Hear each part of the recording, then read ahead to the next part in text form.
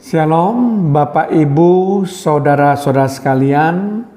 Kita tetap bersemangat untuk terus-menerus mendengarkan acara Manarima hari ini, supaya kita mengisi setiap hari hidup kita dengan firman Tuhan.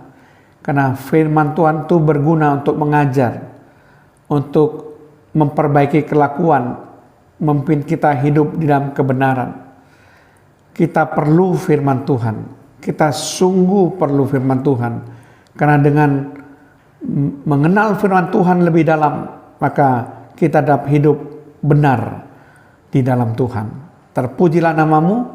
Mari kita buka terlebih dahulu di dalam doa.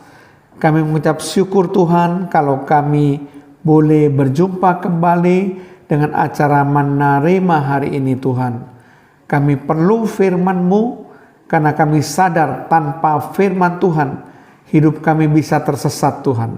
Tetapi dengan panduan dari firman-Mu, hidup kami akan terarah dan hidup kami boleh sesuai dengan kehendak Tuhan. Hidup kami menjadi hidup yang benar, karena kami mentaati firman-Mu Tuhan.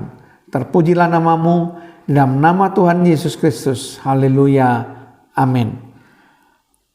Nah, Bapak, Ibu, Saudara-saudara sekalian, kali ini saya akan membahas sisi positif dan sisi negatif dari pelayanan tim. Sekali lagi, topik yang akan kita bahas adalah sisi positif dan sisi negatif dari pelayanan tim. Kita akan membahas terlebih dahulu apa sisi positif dari pelayanan tim. Nah, dalam bukunya yang berjudul Master Builders, Developing Life and Leadership in the Body of Christ Today, kembali Bob Gordon dan David Fardoli mengemukakan sisi positif dari pelayanan tim dan sisi negatif dari pelayanan tim.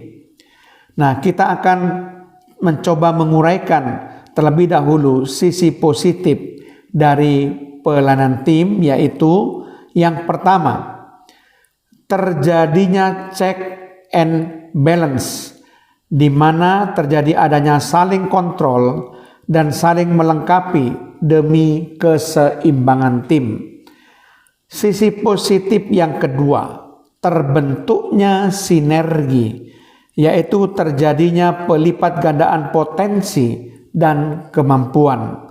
Sisi positif yang ketiga, pengambilan keputusan yang solid yang terjadi karena satu sama lain saling mendukung di dalam menghasilkan keputusan.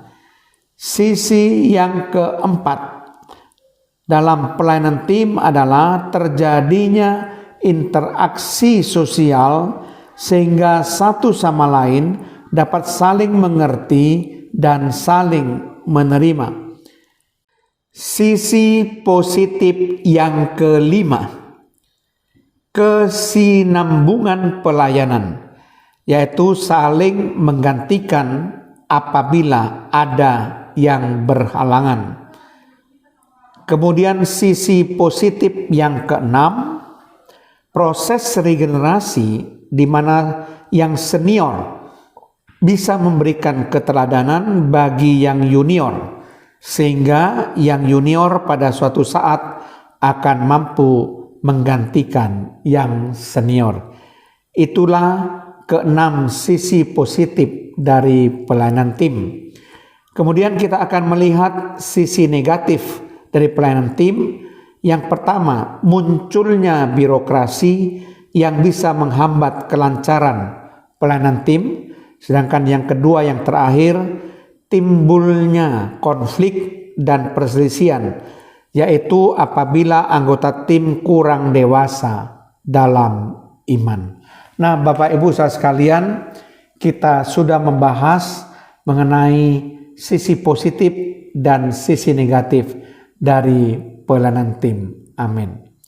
Terima kasih Tuhan kalau kami sudah membahas apa sebenarnya sisi positif dari pelayanan tim dan apa sisi negatif dari pelayanan tim, sehingga kami boleh mempersiapkan diri ketika kami membangun tim untuk pelayanan. Terpujilah namamu Tuhan, di dalam nama Tuhan Yesus Kristus. Haleluya. Amin.